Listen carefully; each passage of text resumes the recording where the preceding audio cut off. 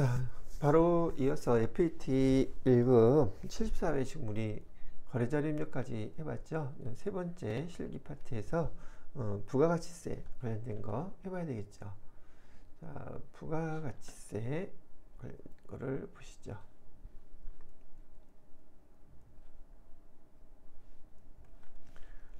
자, 문제를 보시게 되면 과세 매출 자료 전자세금계산서 발행 정형화되어 있는 문제죠. 세탁 건조기라고 되어 있는데 자료 설명을 보니까 상품을 공급하고 발급한 거래명세서래요. 대금 중 300만원은 우리은행 보통예금 계좌로 입금받고 잔액은 다음 달에 받기로 했대요. 그럼 여기 금액 전체 금액이 총 1100만원인데 300만원은 보통예금이라고 써주고 나머지 금액 800만원은 외상매출금 그렇게 해야 되겠죠. 여기 상품이라고 했으니까. 그런 다음에 거래자료를 입력하고 세금계산서 만들어서 전송까지 하세요. 제일 흔한 문제고요. 여러분이 실무에서 일반 회사에 들어가시게 되면 그 회사들, 특히 상품을 파는 회사들인 경우에 제품을 팔아도 마찬가지지만 이 세금계산서 발급 업무 그것만 별도로 있을 정도로 이거 너무 흔하고 많이 유용한 여기 내용이란 말이죠. 세금계산서를 발급 전송한다는 이 프로그램을 사용하면 그렇게 하면 될 거고, 또 다른 웹사이트를 사용해서 세금계산서를 발급할 줄 안다고 하는 것은 부가세 여기 세금계산서가 어떤 것이라는 걸 알고 있는 사람이기 때문에 그것만을 또 전문적으로 발급해주는 그 일도 담당하신단 말이죠. 그래서 아주 유용한 여러분 지식이라고 보시면 될 것 같아요. 자, 이해는 전 부가가치세와 관련된 자료들은 메인 매출 전표에다가 입력을 해야 되니까 메인 매출 전표 입력을 클릭해 주시고요.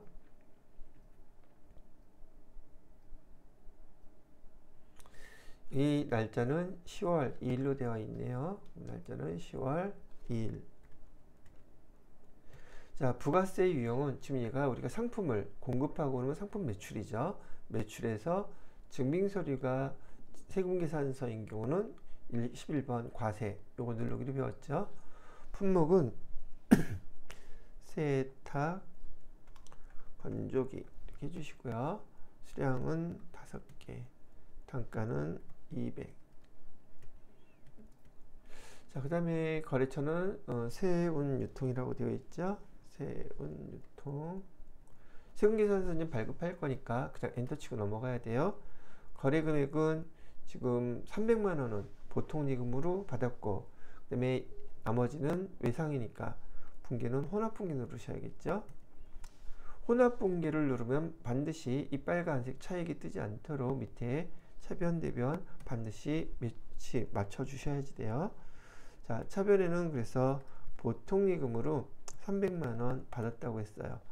근데 엔터 치면 보통예금 그냥 넘어가죠. 이것들 잘 이걸 실수해서 그냥 넘기는 바람에 잔액 금액, 예금에 잔액 문제 있다, 평가 문제에서 물어볼 텐데 아주 잘 틀려요. 그러니까 여기 주의하시고요. 은행, 우리은행이라고 그랬었죠. 우리은행 거래처 잘 입력해 주시고요. 그 다음에 차변의 나머지 금액은 외상매출금이라고 했었어요. 그래서 800만원 외상매출금 이렇게 하게 되면 첫 번째 거래자료에 대한 거 거래명세서에 의해서 메인 매출자료 입력하시오 마무리가 된 거예요. 여기 거래명세서로 나오는 게 실제 실무에서 말이죠. 이 거래명세서가 3장이 한 세트인 증빙서류예요. 거래명세서는 3장이 한 세트, 거래처에서 하나, 영업부서에서 하나, 그 내용을 똑같이 회계부서에서 하나, 이렇게 세 개가 한 세트로 이렇게 실제로 사용되는 것이랍니다. 그래서 이 거래명세서를 거래처에다 하나 주고요.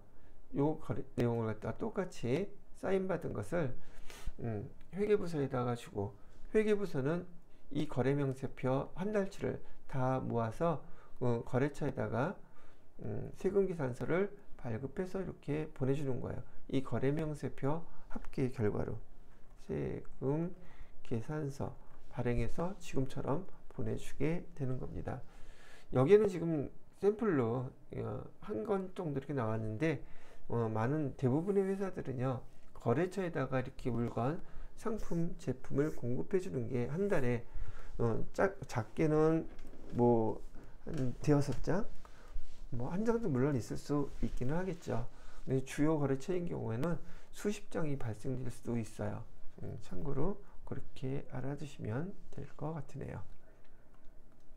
자, 10월 2일 날짜로 세금계산서는 해야죠. 세금계산서 발행 및 내역관리 클릭해 주시고요. 날짜는 10월 2일 것만 조회를 할게요. 10월 2일 그다음에 엔터 하시면은 여기 클릭하시고요. 지금 전자발행은 이 거래 내역에 대한 세금계산서 만들어 달라는 거예요. 그래서 세금계산서가 이렇게 만들어졌죠. 발행을 해주고요. 두 번째 만들어진 세금계산서를 거래처로 전송해 달라는 거예요. 얘가 잘 알고 계시겠지만 로그인 하시고요. 자, 여기서 우리가 지금 매출을 했기 때문에 여기서 매출 조회를 해보게 되면 아직 전송되지 않고 세금계산서 만들어진 거 미전송 상태로 이렇게 나와요. 여기서 발행을 누르시면 여기 위에 전송됐으면 관리번호, 책번호, 일련번호 자료가 떠요.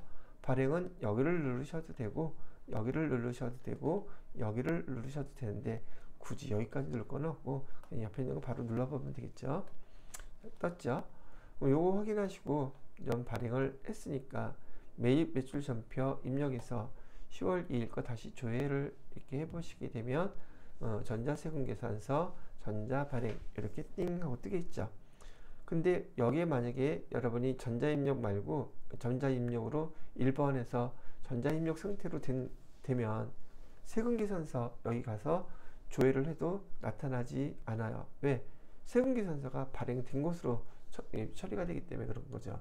이거 저한테 종종 세금계산서 이거 조회가 안 돼요, 발행이 안 돼요 얘기하시는 분들 보면 여기 전자입력 이걸 입력해 놓으신 분이 대부분이에요. 그것 때문에 발행이 안 되는 거였던 거죠. 자, 이렇게 설명드려서 첫 번째 문제 여러분하고 같이 한번 해봤고요. 두 번째 문제를 보시게 되면은 두 번째 문제는 증빙서류가 전자 세금계산서가 아니라 전자계산서예요. 증빙서류가 다른 거죠. 그죠? 자, 내용은 그렇다고 치고 토지네요. 우리 입력할 날짜는 10월 7일 날짜고요. 자료 설명을 보니까 토지 장부 금액은 1,000만 원짜리인데 매각하고 대금은 기업은행 보통예금 계좌로 입금을 받았대요. 본거래 한에서 과세사업과 면세사업을 같이 하는 회사라고 우리 회사가요 같이 하는 회사라고 가정해서 입력을 해달래네요. 됐죠? 그럼 요거는 어떻게 해야 돼요? 분개를 하게 되면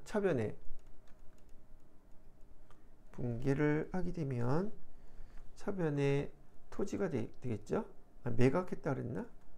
매출이니까 보통 예금으로 기업은행으로 1,000만 원 이렇게 입금이 되었을 것이고요. 그죠? 대변에다가는 토지 해갖고 1,000만 원 뭐 이렇게 되겠죠? 자, 그러면 중요한 거는 여기 그 부가세와 관련된 증빙서류 입력은요, 부가세 유형 선택하는 게 문제란 말이죠. 날짜는 10월 7일로 이렇게 해주시고요. 자, 얘도 매출이죠. 그럼 매출에서 증빙서류가 계산서예요. 여러분 부가세 유형은 반드시 이렇게 증빙서류를 보고서 여기서 선택을 하셔야 돼요. 아시겠죠? 전자계산서는 영세율 세금계산서는 12번이고 면세가 우리가 이렇게 계산서 받았을 때 면세 요거 선택하기로 배우셨죠. 이렇게 선택하는 거예요. 그 다음에 여기서 토지라고 해주시고요. 금액은 1,000만 원. 거래처는 한라전자. 자, 요거는 전자입력으로 이번에는 하죠. 굳이 계산서 발급하지 않아도 텐데요. 앞에 먼저 문제에서 계산서 발급하는 거 이제 알 테니까 얘는 발급했다고 하게 되면 전자 발행이 아니라 전자 입력이라고 표시가 된단 말이죠. 자, 그리고 얘는 지금 보통예금 계좌로 이체를 받았다고 하니까 얘도 혼합분계로 누르셔야겠죠. 그리고 얘는 상품이 아니라 뭐라고 써줘야 돼요? 토지라고 해주셔야겠죠. 그 다음에 차변에다가는 보통예금으로 1000만원. 얘도 또 엔터 치면 그냥 넘어가요. 그래서 이 보통예금 나왔으면 여기 거래처 반드시 기업은행으로 이렇게 수정해 주셔야지 돼요. 이렇게요. 그래야지 이따 평가 문제에서 그 은행에 잔액 물어볼 때 틀리지 않게 반영이 된단 말이죠. 은행별 잔액도 문제를 물어보니까요. 자, 그래서 이 문제도 여러분하고 같이 한번 입력을 해 보았고요. 자, 세 번째는 매입거래라고 했네요. 매입거래인데 그 매입 내용이 보니까 도시가스 요금이에요. 도시가스 요금 여기도 보시게 되면 회사의 10월분 도시가스 요금 명세서라고 나와 있네요. 보통 그 전기요금이라든지 도시가스 요금은 이 그 청구서 이 자체가 세금계산서 역할도 해요. 그렇기 때문에 뭐 표시되어 있는 것도 이렇게 되어 있지만 이 자료에 대한 입력도 일반 전표 입력이 아니라 이렇게 매입 매출 전표 입력에다가 부가세까지 포함된 이 금액을 반영해서 입력을 해주셔야 된다는 얘기죠. 되셨죠? 자, 납부 마감일. 자, 작성일자를 기준으로 입력하라 그랬죠. 작성일자는 이 날짜를 기준으로 입력을 하라는 얘기죠. 납부 마감일에 보통예금 계좌에서 자동 이체된 거래 입력은 생략한다 라고 되어 있어요. 납부 마감일인 여기 11월 30일이 되면 우리 통장에서 이 금액이 빠져나가게 될 텐데 지금 이건 작성일자로 이 거래를 입력해 달라고 했기 때문에 지금 도시가스 요금은 우리 통장에서 빠져나간 거겠어요? 빠져나가지 않은 거겠어요? 언제 빠져나가요? 11월 30일 날 빠져나갈 거죠? 그러면 11월 7일 입장에서는 여기서 미지급금으로 해 놓으셔야 된단 말이에요. 근데 어떤 분은 보니까 이 날짜에 대변에 보통예금이라고 쓰시는 분 있는데 이것도 하긴 뭐 배운 지 얼마 안 돼서 헷갈려서 그러시는 거일 수 있으니까 제가 한번 설명을 해드리고 실무에서도 이렇게 거래가 진행된다라는 것도 얘기를 해드릴게요. 2024년 11월 7일 날짜로 얘를 회계 처리하게 되면 차변에 지금 여기 도시가스 요금 계정은 뭘로 사용해야 되겠어요? 수도 광열비라는 계정으로 사용하셔야 돼요. 그래서 27만 공급가액이 나오겠죠. 이따가 25만원 이렇게 나올 것이고요. 대변에는 미지급금 물론 거래처 써주셔야지 되고요. 두 개 금액을 합친 금액인 27만 5천원. 그 다음에 우리 매입에 해당되니까 부가세 대급금 계정으로 25,000원 이따가 요거 확인해 보시면 분기가 이렇게 되어야 되지 맞는 거예요. 이런 상태에서 2024년 11월 30일 날 우리 보통예금 계좌에서 자동으로 결제돼서 차감돼서 나간다면 차변에 미지급금 우리가 기록해놨던 거 있죠. 이거 이 금액이 빠져나가는 거예요. 그 부채가 감소하는 거죠. 27만 5천원. 그리고 대변에다가는 보통예금 통장에서 빠져나갔다고 그랬었잖아요. 자동결제돼서 보통예금 계좌에서 은행 거래처 은행 쓰고 27만 5천원. 30일 날 바로 이 날은 이렇게 회계 처리가 되는 거예요. 근데 지금 이 문제에서는 보통예금에서 빠져나갈 걸 기록해 달라는 게 아니라 빠져나간 걸 기록해 달라는 게 아니라 이날 지금 미지급금으로 해서 이 거래를 기록해 달라고 얘기를 하는 거예요. 30일이 되어야지 자동 이체되면서 이 금액이 이때 보통 예금에서 빠져나가는 거죠. 근데 조금 전에 얘기했던 것처럼 어떤 분 이거 헷갈려 가지고 11월 7일 날 미지급금이라고 계정을 쓰지 않고 보통 예금이라고 쓰시는 분들 있더란 말이죠. 그러면 틀려요. 아시겠죠? 11월 7일 날짜로 입력을 해보도록 하겠습니다. 얘 매입거래라고 얘기했죠. 날짜는 11월 7일로 해주시면 되고요. 부가세 유형은 여기 매입이라고 그랬어요. 매입에서 여기 증빙서류는 얘가 세금계산서 대신한다 그랬죠. 그러면 51번 과세에 해당되고요. 여기다가 도시가스 요금 뭐 이렇게 쓰면 되겠죠. 자, 그 다음에 공급가액은 25만원. 그 다음에 거래처는 한국도시가스라고 했죠. 한국도시가스. 세금계산서 받은 걸로 전자입력으로 처리해달라고 그랬으니까, 그 다음에 분계는 3번 혼합분계를 눌러주셔야지 되고요. 상품이 아니라 기정은 뭐라고 쓴다고요? 수도광열비 써주라 그랬었죠. 수도광열비 800번대. 그러면 수도광열비 25만원, 부가세 대급금 25,000원 이렇게 됐죠. 요 차에 뭘로 해주신다 그랬었어요? 미지급금으로 해주라 그랬었죠. 27만 5천원 띵 쓰면은 마무리가 다 된 거예요. 그럼 아까 제가 미리 써드렸던 거하고 계정이 똑같이 반영이 됐죠. 자, 요게 여기서 나온 세 번째 매입거래에 대한 항목이었었어요. 자, 됐고 이번엔 네 번째 매입거래를 볼까요? 얘는 뭐라고 또 되어 있나?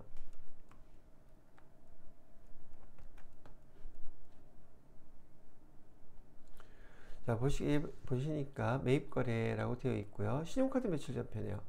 카드로 뭐 샀나봐요. 영업부 직원의 회식 후 법인카드로 결제하고 수령한 신용카드 매출 전표라고 얘기하네요.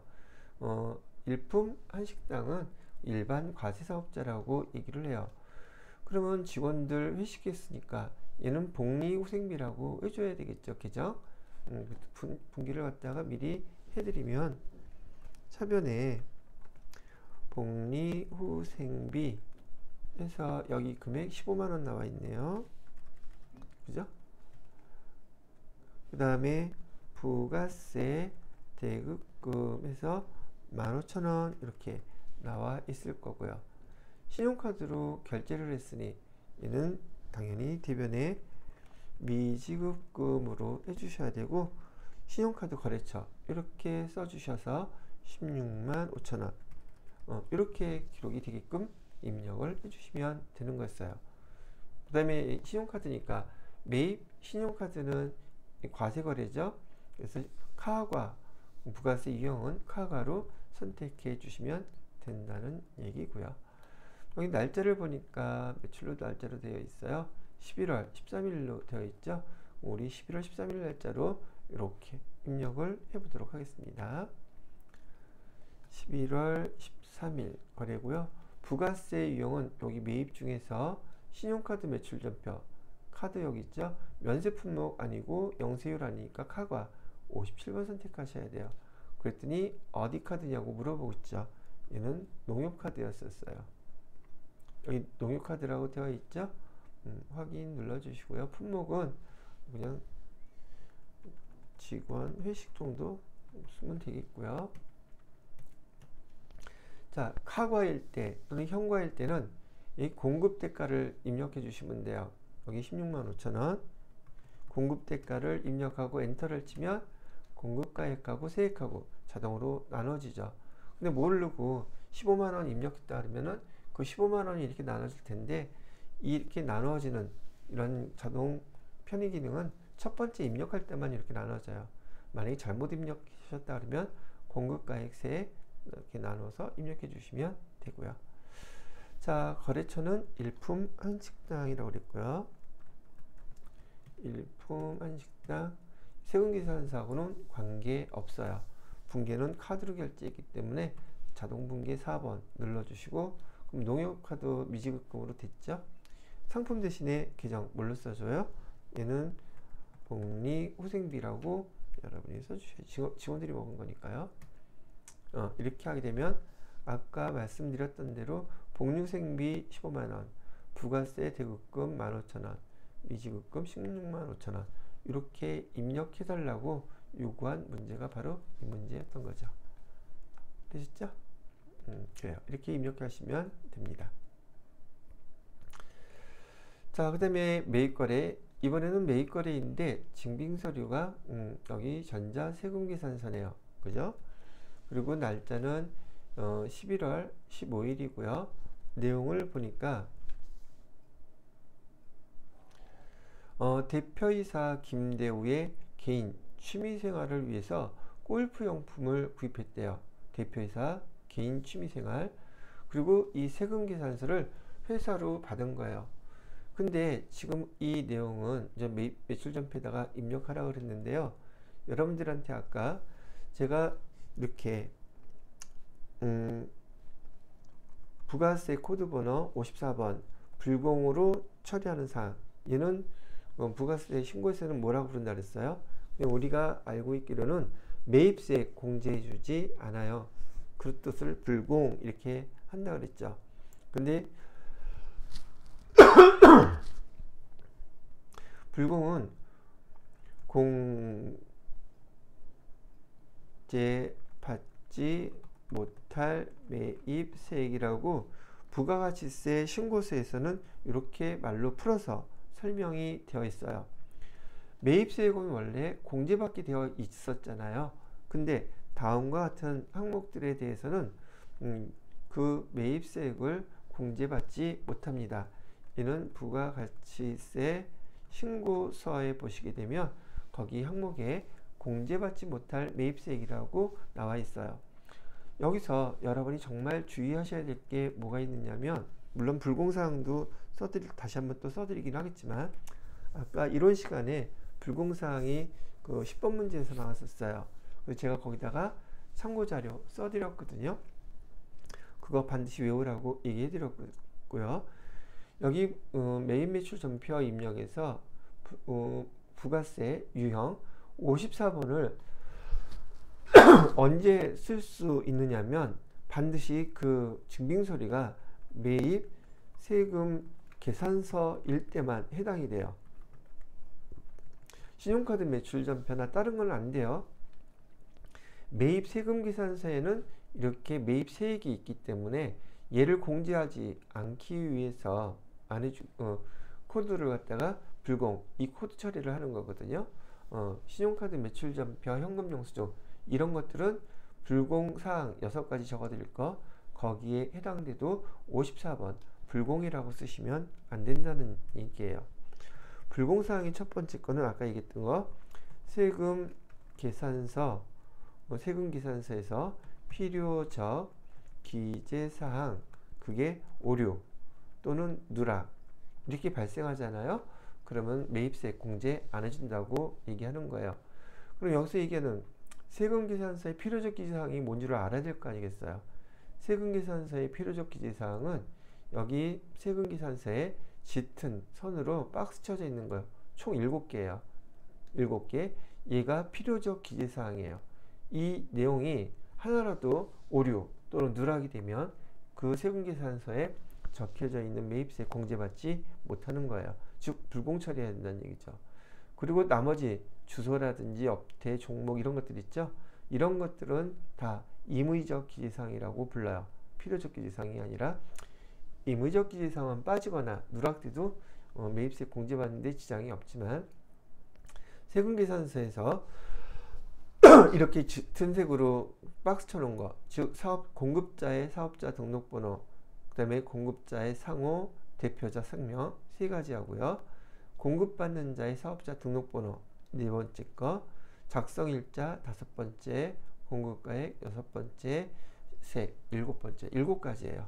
그래서 얘가 세금계산서의 필요적 기재사항이라고 부르더라. 이게 오류, 누락되면 매입세 공제받지 못한다. 두 번째로는 사업과 무관한 세금계산서 받으면 사업 무관, 이렇게 해 놓으시면 돼요.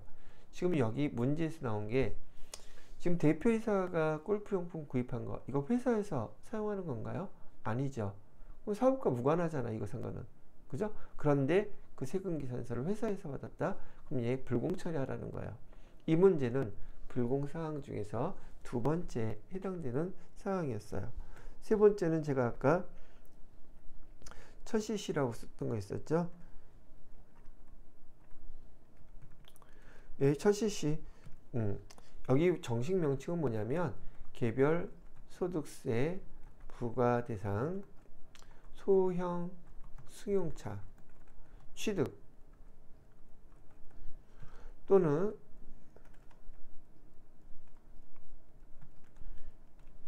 유지 관련해서 세금계산서를 발급받으면 매입세액이 발생되면 그게 다 불공처리한다는 내용이에요. 주유비 같은 것도 거기 부가세 있거든요. 그것도 불공처리 하셔야 돼요. 그 증빙서류, 세금계산서도. 자, 근데 그 기준이 1000cc 기준이에요. 1000cc는 경차거든요. 경차보다 큰 수용차 회사에서 소형 수용차를 갖다가 취득할 때 매입세액이 발생하거나 또 뭐 유지비 또는 수선비 뭐 그런 것들을 나오는 것들 있죠. 타이어 교체비 뭐 그런 것들에 부가세가 매입세액이 발생하면 그게 다 불공처리 해야 된다는 항목이었던 거예요. 되셨나요? 그 다음에 네 번째는 아까 제가 접대비라고 그랬었죠. 접대비 관련 세금계산서 받으면 불공처리해야 합니다. 그 다음에 면세사업과 관련돼서 매입세금계산서 받으면 불공처리해야지 돼요. 그 다음에 토지 관련돼서 세금계산서 받으면 불공처리해요. 수업 시간에 아마 다 배우셨던 항목들일 거예요. 자, 요 내용 6가지를 꼭 기억을 하셔야 됩니다. 이건 이론 문제에서도 그 다음에 자격 시험 문제에서도 실기에서도 실무에서도 아주 중요하게 많이 필요한 항목이라서 6가지는 꼭 암기를 해 놓으셔야지 여러분이 매입세금계산서 받았을 때 얘를 구분하고 처리를 하실 수 있는 거예요. 되셨죠? 자, 그래서 얘는 이런 경우에 현금으로 지금 결제를 했다고 했어요. 그죠? 현금 나간 건데 이 금액만큼은 우리가 이 대표이사한테 가지급금 처리를 해 놓으셔야 돼요. 가지급은 그 회사 대표한테 다시 받아야 될 돈이란 얘기죠. 법인과 개인은 별개예요. 거기 대표이사라 할지라도 개인도 인격체이고 법인도 인격체예요. 그래서 법인이 대신 돈을 결제해 줬다면 개인인 대표이사라 할지라도 그 돈을 뭐 이유가 어떻게 됐든 간에 어떤 식으로든 간에 돈을 줘야 된단 말이죠. 그렇기 때문에 가지급금 이렇게 처리를 해 놓는 거예요. 근데 실제로 돈 주는 경우는 없지만 여러분들이 관여할 바는 아니에요. 나중에 이제 법인세라는 거 TET 1급 같은 데서 배우게 되면 가지급금 정산은 누가 거기 담당 높으신 분들이 알아서 다 정리해 주실 거라는 얘기죠. 자, 그럼 이 자료를 그대로 입력해 보기로 할게요. 날짜는 11월 15일 날짜로 해달라 그랬죠. 자, 부가세 유형은 지금 매입인데 매입에서 여기 전자 세금계산서죠. 증빙서류가 세금계산서이면 51번 아니면 54번 둘 중에 하나를 써야지 돼요. 다시 매입 세금계산서를 받으시면 이제는 과세 아니면 불공 둘 중에 하나를 선택해야 돼요. 근데 얘는 불공사항에 해당되죠. 그래서 불공을 선택한 거예요. 그랬더니 부가세 유형 왜 불공으로 눌렀니? 물어보는 거예요. 얘는 뭐하고 관련된다고 얘기했어요. 사업과 관련 없는 지출이라고 했었죠. 얘를 클릭하시고 선택 누르시면 돼요. 품목은 골프 용품 써주시면 되겠고요. 자, 수량 그런 건 없고 300만원 부가세 30만원 거래처는 우정골프라고 되어 있죠. 우정골프 세금계산서 받은 걸로 전자입력으로 하면 될 것 같고요. 그다음에 분계는 혼합 분계로 해주셔야겠죠. 자, 상품이 아니라 이렇게 누가 걸로 계정 써준다 그랬죠? 대표이사의 가지급금으로 처리하라 그랬었죠. 가지급금. 가지급금은 근데 누구한테 해당되는 건지 반드시 그것도 써주셔야지 돼요. 그래서 가지급금의 거래처는 대표이사 김대우 이 사람으로 해놔야지 누구한테 그 가지급금 받을지 알 수 있을 거 아니겠어요? 가지급금은 거래처 반드시 써주셔야 된다. 그다음에 대변에다가는 현금 결제해 줬죠. 그래서 330만원. 여기 보시게 되면 부가세 대급금이 없죠. 그리고 그 공급가액란에 이 금액이 다 포함이 이렇게 된단 말이죠. 요거 잘 기억해 놓으셔야지 돼요. 불공 처리를 하게 되면 매입세 이 금액이 아예 없어지는 게 금액이 없어지는 게 아니라 세액 자체는 없어지는데 이 금액은 어디에다가 합산된다? 공급가액에 다 포함이 이렇게 되더란 얘기예요. 그래서 여기 가지급금으로 금액이 얼마가 나와 있어요? 330만원 다 부가세 대급금까지 포함된 금액으로 처리하고 있죠. 이 거래에서는 부가세 대급금이 나타나지 않아요. 어디 있을 때는 여기 불공사항일 때는 불공사항은 이렇게 공급대가로 회계 처리가 되더라. 그것도 알고 계시면 좋겠네요. 자, 이렇게 입력을 해주게 되면 이 거래에 대한 것도 입력을 마무리 다 하게 된 거예요.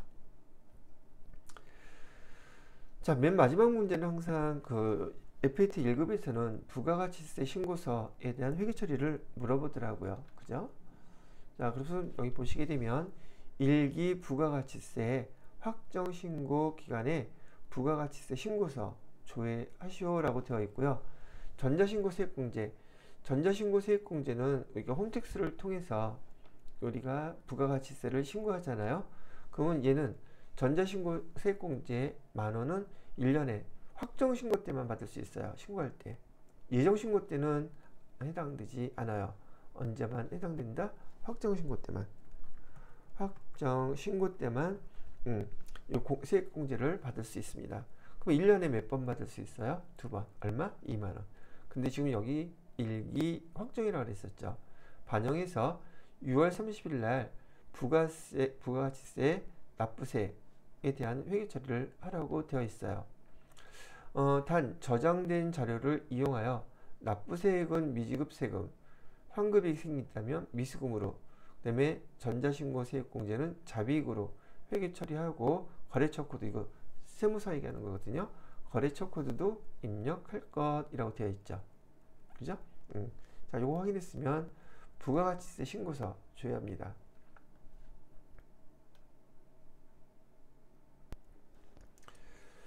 어디 갔냐? 그래서 여기 부가가치세 신고서 클릭하시고요. 1기 확정이라고 그랬으니까 4월 1일부터 6월 30일까지 조회를 해요. 자, 정기신고에 저장된 데이터 사용하라 그랬으니까 확인 누르시면 되겠죠. 자, 이렇게 되어 있는데 지금 이 부가가치세 신고서를 보고 회계 담당자인 여러분들이 회계 처리를 할 수 있는지 없는지 걔를 물어보는 거예요. 자, 그러면 여기 과세표준 매출세액 있죠. 거기서 합계금액 이 금액이에요. 그 중에서 부가가치세와 관련된 거 세액은 요거죠. 자, 이 얘기는 우리가 상품을 매출하게 되면 예를 들어서 차변에 여러분 또 복습하실 내용으로 설명을 해드리는 거예요. 외상 매출금 110만원 이라고 가정을 하고요. 대변에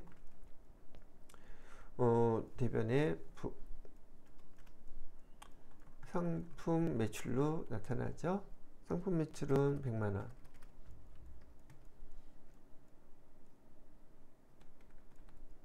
그 다음에 부가세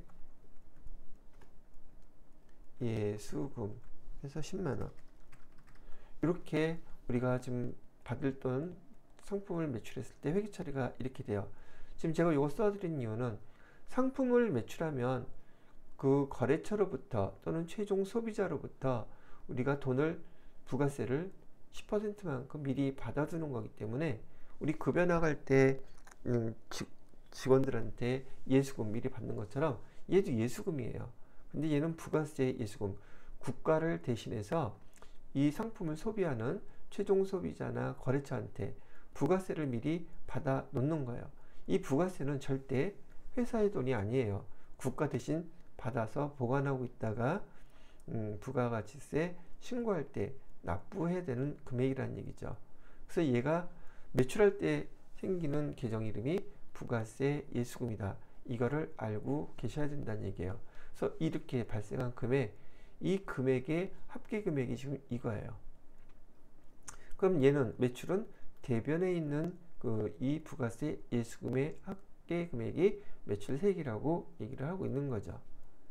되셨죠? 요거 하나 설명해 드리고 또 하나 얘기해 드릴게. 어떨 때는 매출세액이라고 얘기하고 어떨 때는 부가세 예수금이라고 하고 또 이것도 헷갈린대요. 매출세액이라고 부르는 이 명칭은요, 부가세법, 세법에서 부르는 명칭이고요. 부가세 예수금은 재무회계에서 개정 과목의 이름이에요. 재무회계의 개정 과목 이름이에요. 그래서 부가세 예수금 그러면 회계 처리할 개정 과목을 얘기하는 거고, 부가세법에서는 이 부가세 예수금을 매출세액이라고 부른단 말이죠. 세법에서는 같은 의미예요. 이해되셨죠? 자, 우리가 상품을 이렇게 팔려고 한다면 당연히 매입세액도 있는 것이죠. 차변에 상품을 사갖고 왔어요. 이번에는 60만 원에 사갖고 왔다고 가정을 할게요. 그러면 우리가 상품을 사올 때에는 이 상품 가격과 우리도 부가세를 내야 되겠죠. 그 거래처에서 부가세를 부과했을 테니까 얘를 부가세 대급금이라고 불러요. 부가세 대급금 6만 원 이렇게 쓴단 말이죠. 그리고 이 전체 금액은 외상 매입금이라고 가정을 하자고요. 그래서 66만 원 이렇게 써놓은 거예요. 자, 우리가 상품을 매입할 때 여러분들이 제가 이거 설명하는 이유도 이 부가세 예수금과 부가세 대급금 용어 개정을 되게 낯설어 하시기 때문에 당연하죠. 배운 지 얼마 안 되셨으니까 구분하라고 제가 다시 한번 복습 겸 설명을 해드리는 거예요.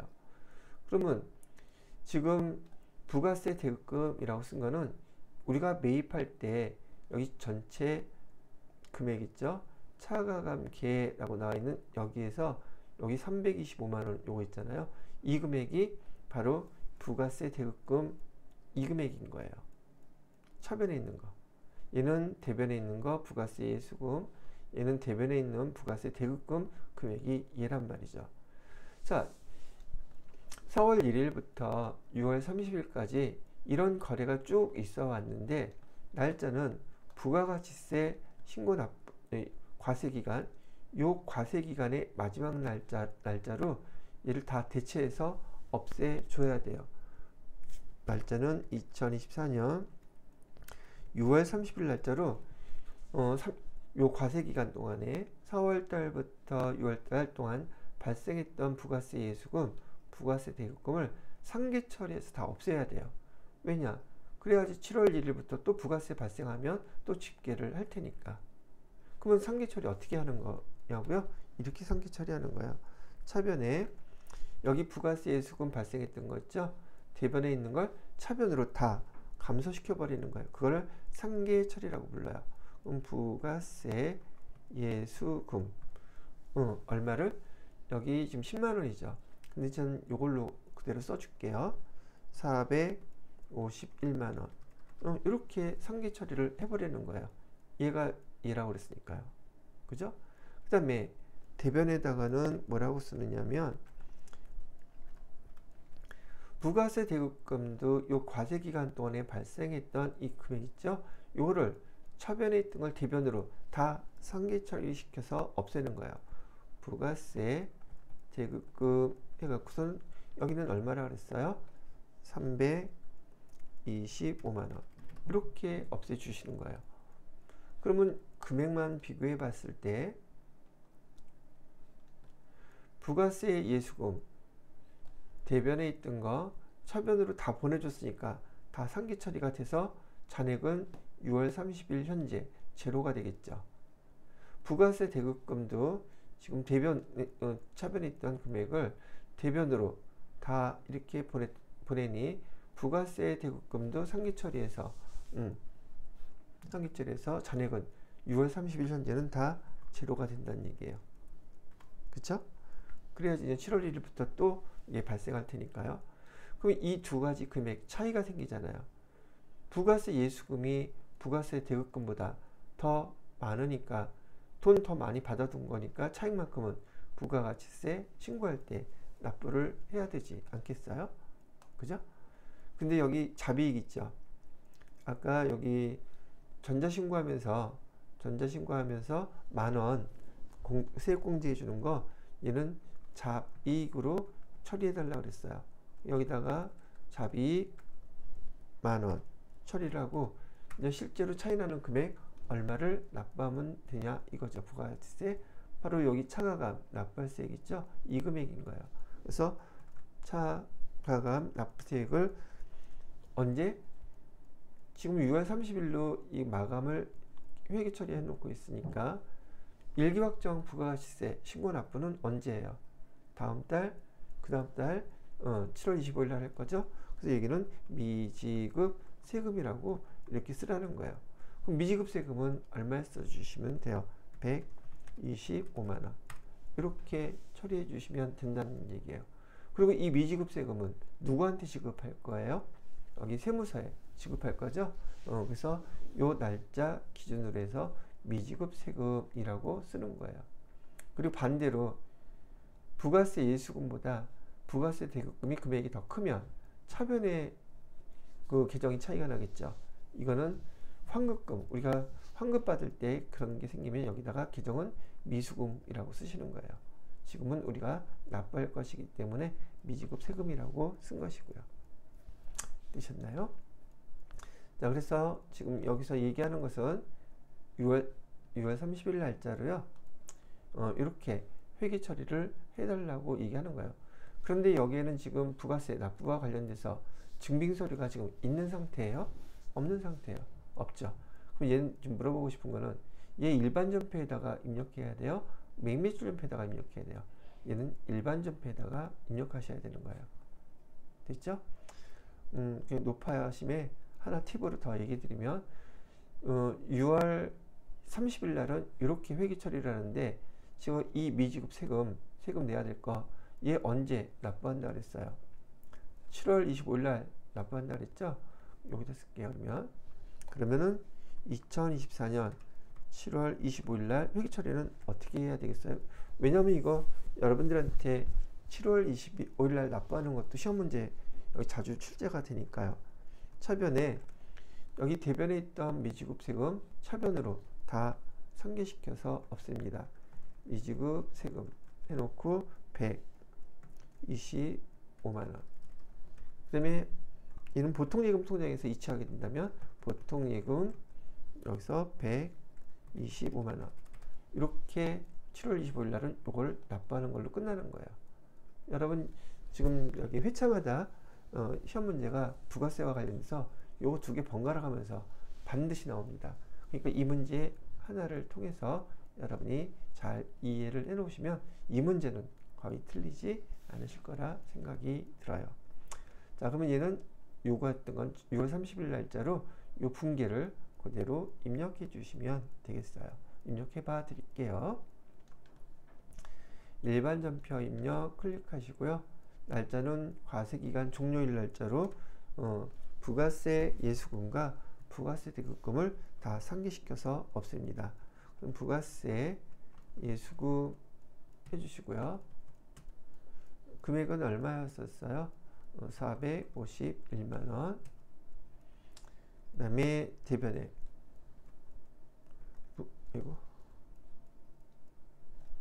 대변에 부가세 대급금 하셔가지고 이 금액은 325만원 이렇게 해주시면 되겠고요. 그다음에 자비라고 그랬죠. 10,000원.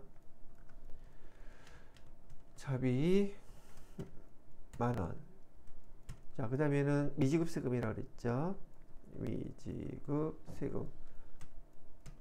근데 거래처를 모르겠어요. 거래처 이거 어느 세무서인지 어떻게 알아요? 그럴 때는 제가 팁을 하나 드릴게요.